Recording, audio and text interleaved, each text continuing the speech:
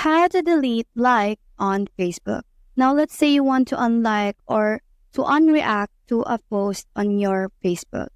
However, you can't find that specific post.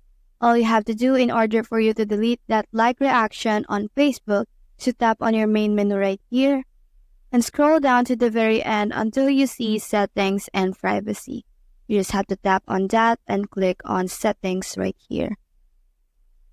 Once you're on your settings, you just have to scroll down until you see your activity section where activity log is located. So we just have to tap on activity log right here. And on the upper part of this activity log, we can see your Facebook activity. We just have to tap on this arrow down button right here. And on the upper part of Facebook activity, we'll be able to see comments and reaction. We just have to tap on manage comments and reaction right here. And now we are able to see every like post that we have on our Facebook account. So we'll be able to see every post that we have liked or we have reacted or commented on our Facebook account. Now, in order for us to delete the like on Facebook, all we have to do is to tap on these three dots right here and tap on unlike right here.